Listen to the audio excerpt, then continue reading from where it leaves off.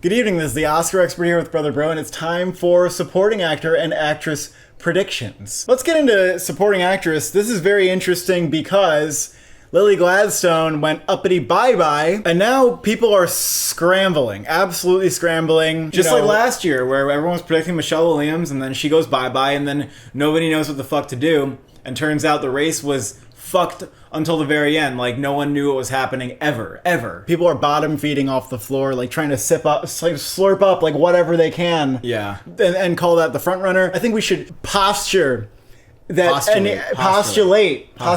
in good posture with good about the top three here. Yeah. And the possibility of them winning. Number one, Danielle Brooks, The Color Purple. Obviously, predicting her is odd because she's the only one we haven't seen yet. But I will say this. Movie musicals that get nominated for Best Picture and have supporting actress in them, they win supporting actress. They win. Les Mis did it. West Side Story did it. Those are not the only two. Chicago did it too.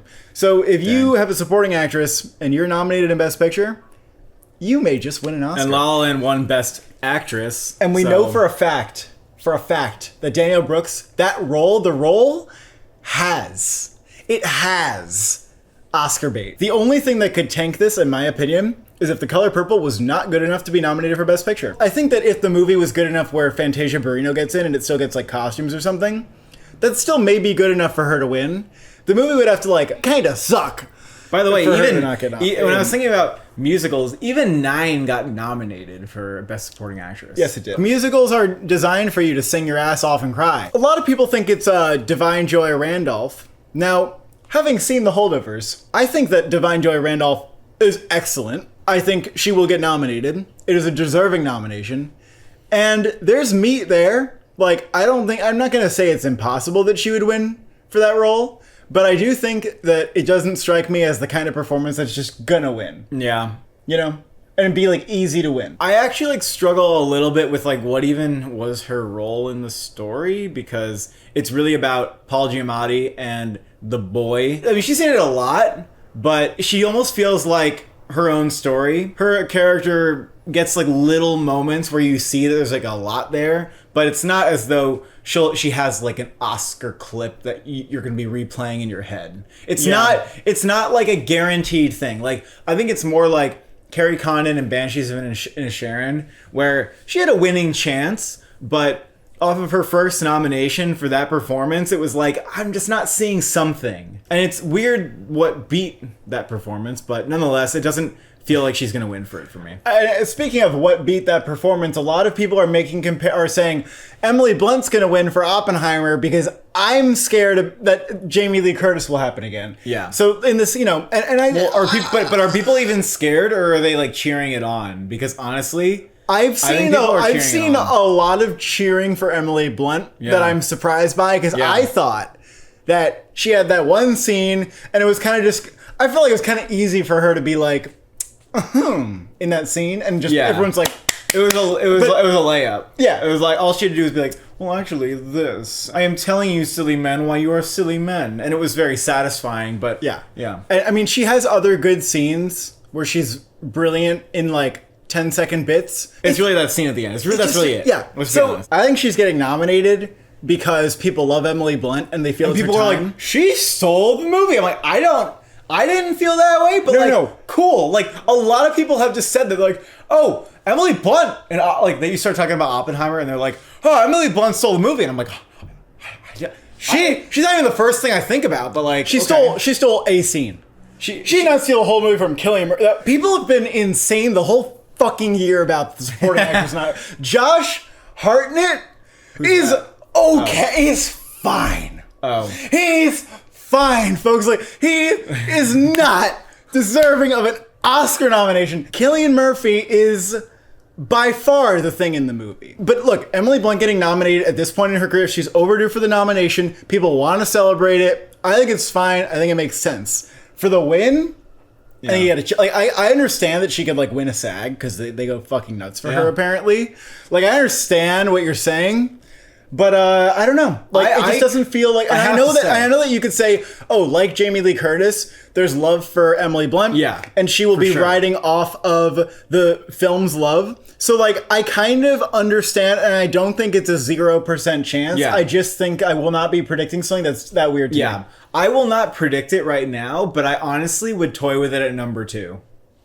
Yeah, because if these are the nominations, and I'm just thinking Divine Joy, and maybe this is a little too convenient, but I'm slotting Divine Joy Randolph in as like Carrie Condon, then I have to slot Emily Blunt in as Jamie Lee Curtis. And maybe things don't work that cleanly, but that's how my brain's working right now. I also think that people should generally, as a rule, chill out about like, oh, this happened last year, so I'm going to predict the thing that would most be like that. Like, that's not how most years work. We know that. Honestly, the most likely thing to me by far is that Danielle Brooks just takes it for Color Purple. It seems I agree. It's almost too obvious. It's almost too clean that for a musical film where she's like one of the leads, which might get into Best Picture, that she just does some huge shit and that everybody else in the category feels puny in comparison. Do you remember? Because last year we didn't have a Danielle Brooks in The Color Purple, did we? Could you even attempt to compare her to someone that was nominated last year? No, you couldn't. No, you couldn't. Do you remember that with Ariana DeBose, before that movie premiered, people were like, oh, I don't know if there's room for her to get in. And then the movie premieres and it's like, oh, shit, number one. Yeah. I think that's what's going to happen here. What was the thing people were trying to predict before Ariana DeBose? Oh my God. It was Belfast. Katrina Balfe for Belfast. Oh, yeah. Taraji P. Henson, Color Purple, easy to have her in now that, Lily Gladstone's gone or whatever. Number 5, very strange. I don't know what to do. Very interesting. Because... May December feels like a movie that in every acting category it's playing in, it's just kind of waiting. Yeah. And it's close. And so you could definitely put in Julianne Moore. Yeah. Like, everybody in that movie does enough and it is very interesting performance, very interesting characters. Absolutely. Lots of big moments. And this is an excellent performance from Julianne Moore. Really excellent. Yeah. But here's the interesting thing about it. Now, I feel confident about this after seeing the movie. Here's the ranking order for who's most likely to be nominated in May, December. 1, Charles Melton. I think he is the one you think about the most after the film. 2 is Natalie Portman. She gives a great performance. It's not her best performance, probably just because I like the character. It's not like, oh, she's worse here than in another movie. She fucking serves. She does what Natalie Portman does best, but that's just the role, I guess. Is like she's a maybe. She's a maybe. And this is what I thought out of Cannes. I thought weirdly Julianne Moore's the third. I'm gonna really support that Julianne Moore is the least likely here, and the reason is because of the character she's playing and the fact that you do not really empathize with her. I actually feel confident that she won't be nominated. Well, there's one thing that you're not factoring into your most likely ranking. She's Julianne Moore. No, supporting actor and best actress are more crowded than this category. You and I agree, Jodie Foster, we don't want to put her in. I don't think that's happening. I just don't think it feels like it. I understand she has a lot of screen time because I've seen it. She's very, very much being Jodie Foster. Yeah. She's very good. She's very good. Well, I don't think Naya's going anywhere. Yeah, I'll tell you what. I really think Penelope Cruz might get nominated. I know that every bone in your fucking body wants to throw Ferrari out the goddamn window and onto the highway and just like have it disappear. But from what people say, like, her role is it. Like, it's there. She has enough material, and she's Penelope Cruz. She got nominated for Parallel Fucking Mothers. That made sense. So they like nominating lead actresses. I get it. For, like, but she has that, like, role in the movie, and it's the only nomination that even makes remote sense. But it honestly is a nomination that makes a decent amount of sense. No, people say it sounds shit. Whatever. They still might nominate it because it goes vroom vroom. But I'll tell you this. It just feels like the kind of movie that when it falls, everything. I know. I told you, every bone in your body wants to resist it. But listen, Hillbilly Elegy still happened, and that got a supporting actress nomination. That was like pretty hard. Glenn Close, like we want her to win weird thing. Yeah, but Penelope Cruz is pretty legendary. My assessment from the reviews was, I get that like Ferrari, I'm throwing it out, but I probably should not throw her out. Here's what I think. If I'm going to predict what's going to happen, I'm going to say this. All right. Penelope Cruz is going to get enough precursor nominations that I'm going to say, well, she's a real thing. She's actually really close. And then she's going to miss the Oscar nomination because they're going to do one of their things where, like with the French Dispatch or like, Pinocchio or something, where they're like, well, we don't consider that movie. We just don't consider it. We're not considering it at all. She's not going to get nominated Or First everywhere. Man, Claire Foy, First Man. Oh, actually, no. She could be like Eddie Redmayne in The Good Nurse. Yeah. Oh. So, like, I get what you're saying there. Right, because that was like a movie that like, gets nothing no matter what. I was like, I just don't see that movie actually getting like an Oscar nomination. But then people thought that the person was so good in it that they still singled him out. And because they didn't have anyone else. Wait, and this is a dry category. Can I ask you a question? I don't care. Why don't we put Viola Davis back in? That's fine. I would be more in support of that. And I just have a feeling that Julianne Moore's not going to get it. That's also. I also agree with you though that like ultimately I don't think that Julianne Moore's going to get it. I want her in there more than like most of these people. Maybe all of them. Honestly, I think she might be my favorite performance here and might remain that way. But I don't know because again, what I said about the character, I feel kind of confident about it actually. Now listen, Viola Davis, Air. If the boys are back in town, and Air gets nominated for Best Picture, the boys are back in town. If the boys are back in town, then I think Viola Davis. I'm surprised that wasn't the trailer music. Why don't we just say Viola Davis and Air? It can be one of those things where it's just the industry is just gonna go, love you. It's not even that hard. It's not even that hard for you. They could just do that. I don't know. I think it's either her or Penelope Cruz. I can have Penelope Cruz at number 6. And I can say that. You did stick Aaron. You made an argument for Aaron. I at number did just 10. stick Aaron Best Picture, didn't I? So I might as well. It's so interesting how we were like, how Aaron came back. We almost called that like it was going to go away and come back, and then we took it away, and then we put it back for us to put it in our predictions in March because it was like. Even if there's a period where we think it's not happening, it could still come back. Yeah. And we don't know yet. We don't know. Maybe we've fallen to that same trap. Jodie Foster and I, by the way, like she could get like a nomination somewhere. Whatever. She gets a SAG nomination or one Critics' Choice nomination. Forget it. Who cares? America Ferrera, could she pop up? Yeah. I feel like the answer is where? The SAG? No, I don't know. What do you mean? I guess she does. I guess she has an Oscar clip, but I feel like a lot of people thought. SAG. That'd be it. I know a lot of people thought they wanted more from that character. Viola Davis and Air is honestly like probably not even Critics' Choice. It would be like a SAG and an Oscar nomination. Or Golden Globe maybe because they have 6 now. Claire Foy and All of Us Strangers, like honestly, really good in it.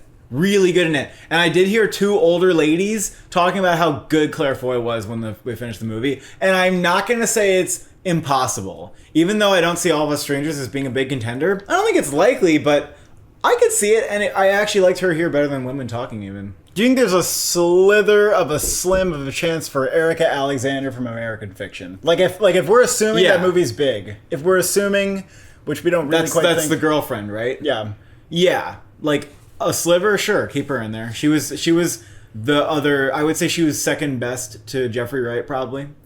Natasha Lyonne and His 3 Daughters. Oh, this is my favorite performance of a supporting actress this year. Yeah. This is it for me. Netflix bought this movie, and it may very well be 2024. That's the thing. May very well be 2024, but holy shit, if they want to actually try this, I think there's a little bit of a chance. Yeah. A little bit. Slim, though. Brian Tyree Henry Causeway, like, just fucking get it in there. Well, the problem for me is that there's 3 actresses who share the film, and she's one of the 3. But she also feels like she's sort of singled out in a significant enough way. I could see her concentrating around her rather than people being confused about whether to do Elizabeth Olsen or Carrie Condon. But I don't know why. I just have a feeling that critics won't do it. Yeah, I don't think that critics just will not do it. People aren't going to be talking about the film at the end of the year for no good reason. Yeah, for no good reason. It's going to be one of the just one of those for no good reason things. I agree. But like, I would give her the Oscar. Yeah, Oscar worthy. And now I also know who I would give the Oscar to in supporting actor. I would give Charles Melton the Oscar. Me too. Having seen Poor Things. Having seen every movie on this and list. Having seen all the movies that we're really considering here, he's it for me. It was so excellent what he did, and like the way that he comes across as so understated in the beginning, but like by the end, he's like all you're thinking about. Mwah, mwah, amazing performance, and possibly the one that critics will go out for the most. Yeah, that actually really think about it. The way that film Twitter has reacted in unison. And I've been part of this song that's been singling out Charles Melton in a film that has Julianne Moore and Natalie Portman in the leads. I mean, my God. It really might be a critic pick that Charles Melton starts to take awards. Because Again, I think it really comes down to character often, and that's why I think Julianne Moore's not. It's the same reason why I think Julianne Moore's not getting nominated. Is the same reason why I think Charles Melton could definitely get nominated. I think May, December, even with critics groups, I don't think it's going to be a top 10 movie for them. I don't think it is. When you think about the kind of thing that critics like to support, and you look at Robert Downey Jr., Oppenheimer, like, maybe he'll get some support. Ryan Gosling get a little support, the Poor Things boys, sure. Robert De Niro, like, but Charles Melton's like kind of more like, He's the one. Yeah, they'll go out. He's a pick that if you actually see the movie, hopefully people do their due diligence and watch May December. They might say to themselves, "Okay, that was like something special, and that was better than the other ones." That being said, though, there are 5 performances here that I think are really, really likely. Yeah, 5 other performances. Downey Jr. for Oppenheimer, I still think that I think he's in winning contention. I'm not going to call him a lock. I think that we still can't underestimate that. Like, I just feel like the narrative for him to come along and like win this Oscar at this very point in his career, where he's breaking away from Marvel.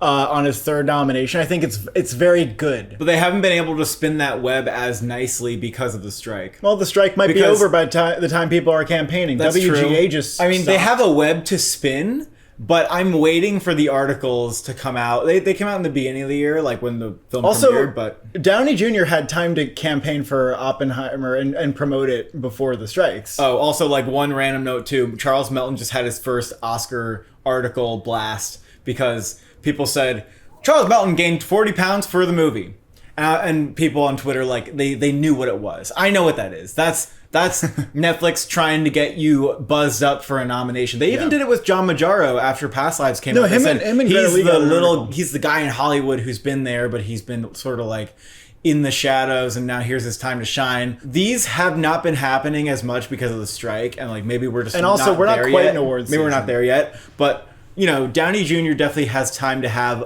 like a moment. Right? Oh, I think that he already had a whole thing. And the fact that you can watch the whole entire fucking movie and not realize he's in it, and you have to be kind of a dumbass. He's like the second most lead. You have to be kind of a dumbass. I know, but like people actually don't know. And they might go, "Oh, wow, I didn't know. He didn't even You couldn't even tell it was him." Makeup. I very much want to throw out the idea that Mark Ruffalo in Poor Things is Sam Rockwell in 3 Billboards. Yeah. I really want to okay, throw that out there. Let me tell you, since I've seen Poor Things and you haven't. Mark Ruffalo, I get it. Like, he's so fun in the movie. He knocked me off my socks. How fucking funny he was in this. I heard someone else say this after the movie. Like, I didn't know Mark Ruffalo could do that. It felt like if he was gonna pull off this weird, like, campy Bella thing, that it might have been weird, but it was not. Everything he did elicited laughter from the audience. Like, it's exciting. But Sam Rockwell's character is a little more interesting in 3 Billboards. Like, you get to know him a little bit deeper. This character, on the other hand, is not deep. It is just sort of surface level. And by the end of the film, he sort of isn't really there anymore. You don't need him there anymore, like who he is. I think he could win. I was saying to myself in the first half of this movie, Mark Ruffalo is going to win the Oscar. By the end, I was not so sure. Sometimes you have Anne Hathaway or Mahershala Ali who are not in the last 2/3 of the movie and they still win the Oscar. So you never know. I mean, those performances go really deep. It's the kind of thing where, like, again, Mahershala Ali, a good example of someone who is the heart of the movie. Like, he is the heart of Moonlight, and he's someone you think about. Mark Ruffalo is just the funny haha. He's funny, and he's scene stealing, and he's a fun performance. I don't think it's Downey Jr. and nothing else. I think there's going to be some competition. I'd be shocked if Mark Ruffalo didn't win something. I'll say that. Yeah. Even if it's just critic awards, like, I'd be shocked if he didn't win stuff. It's a really fun performance. I don't really truly believe in Ryan Gosling winning for Barbie, as some people actually still kind of do. Look, I'm a huge Barbie fan. I think Ryan he brings something to the role that I think nobody else could, and we all agree on that. Like, it's a very special performance. But I think even when that character goes emotional, it feels like it's kind of like, yeah. Even when he's crying, it's like he's like fake crying, He's like, boo-hoo, I'm Ken. And I eat it up. But I think that will prevent it from being like the winning thing. Yeah, I don't know if people are going to think about it as that's serious enough. Willem Dafoe, not everybody buys Willem Dafoe and Poor Things in the top 5, but I kind of do. Listen, you should buy it. He is in the movie as much as Mark Ruffalo. He's in all 3 acts of the movie. And yeah, he's doing like a character. So he's a little more like, I am the person who does this.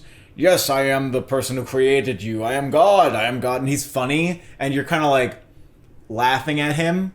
But it's a big Willem Dafoe performance in a film that is 1 or 2 or 3 for Best Picture. I don't know how he can't go along with it because people love him as an actor, and it's actually a really good role for him. Yeah, even like Jamie Lee Curtis triumphing over Stephanie Hsu, Judi Dench triumphing over Katrina Balfe. I mean, I know Mark Ruffalo's not nobody, but I think Willem Dafoe, like status-wise, is still higher than him, and I think that gets him in. He's so well respected, and it's a really good performance, and he's one of like 3 performances that I'm thinking about by the end of the film. And people say he's like kind of the heart too. You got a little more heart to that character than Ruffalo even. Yeah. Oh yes, correct. Mark Ruffalo is higher than me for Dafoe in terms of my predictions because he's more scene stealing, but it's not by like that much. It feels like a typical case of double supporting actor syndrome, really, where people are going to be like talking about Mark Ruffalo, and then in response, people are going to be like, oh, guys, like I've seen a lot about Ruffalo, but actually Dafoe is like really good here, and we're not talking enough about him. Now, Robert De Niro Co's Little Flower Man, also someone who, in many ways, feels like he should be nearly locked in based on the contents of the performance, based on the screen time, and based on the caliber of the film and how high and how that's probably a top 3 contender. So if he didn't get nominated, and the movies, the hype around it is like him, Gladstone, DiCaprio, Oscars, absolutely done. And it really is. You come away from the movie, those are the 3 performances. Weirdly, I feel like maybe he's just not the kind of performance that people put at number 1, and they're like they really try hard to go out for him. If he wasn't nominated, it would be like because people feel like they don't have to vote for him. I don't really know how to explain it. In the same way that he didn't get nominated for The Irishman, or like that Tom Hanks doesn't get nominated for Captain Phillips. Would it be like if he didn't get nominated for The Irishman? Would it be that kind of thing where you're saying? I mean, in The Irishman, he was more subtle in The Irishman. He goes bigger here. Does he yell? Yeah. I mean, he gets pretty like angry. Like I came away like, I don't care that he didn't get nominated for The Irishman. He's totally getting nominated for this. If you compare him to the supporting performances in The Irishman, I think that's very similar to what he does. Like Joe Pesci or Al Pacino? Yeah, like somewhere in the middle of those two, sure. But when I'm thinking about Charles Melton and how I feel like that can squeeze in, part of my brain thinks, what if you removed De Niro? It's just weird because part of me thinks it's impossible. Part of me thinks this 5 can't possibly be sewn up. So I don't know what I'm going to do. I don't know. Should I like actually do that? 'Cause it's kind of crazy. Well, you know, it's also crazy to do that, like to snub De Niro for 2 Poor Things boys. But I do feel, at the same time, I feel quite convinced that both the Poor Things boys will be nominated. Like, I would be almost more eager to make this move had I not seen Killers of the Flower Moon. Because I think that given, like, the performance, it's very, very weird if he doesn't get nominated. And for him to be snubbed for Charles Melton, who's not even in a Best Picture contender, who's never been nominated before, would be kind of goddamn insane, and maybe I can't even do it. Someone might have to be snubbed for Mr. Charles Melton, for Sir Charles Melton, who gives a great performance here. It's possible that Charles Melton could get not nominated, but even that might feel like a burn at the end of the day if the critics decide to go hard on him, like for him. Yeah. People are going to be tempted to move one of the Poor Things boys out, Dafoe, and that's reasonable because the top 5's crazy, and if you want to make room for Charles Melton, that might be your justification. But you know, we don't live in a clean world, and for some reason, I feel like I'm stronger. I'm more gung-ho on the Poor Things double nomination, but I don't know if removing De Niro feels like the thing to do. Could you maybe consider removing Gosling? No. But maybe the move is just to go with Bye Bye Melton. I mean, when Robert De Niro gets nominated for Critics' Choice, SAG, and Golden Globe, and then Charles Melton gets BAFTA and Critics' Choice, I don't know. Yeah, he'll probably get Critics' Choice. John Majaro, Past Lives. I mean, I really feel like he would get nominated if it weren't for the competition. I really think he would, because everybody comes away from that movie thinking like, wow, John Majaro, he really did something there. Like he stuck with me. It's a shame that he's not getting nominated. Classic heart of the movie. He's not, but I really the room isn't there. The room isn't there. No room.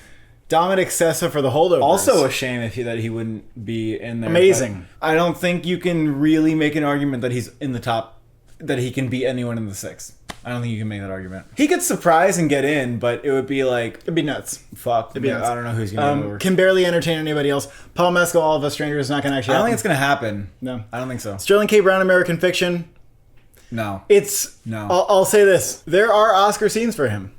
If the movie was giant, he might be in the conversation, but I still the think... character's so strange. Yeah, I still think... I agree that the character's strange, and I also just think no. Yeah, I just considering think no. everything else.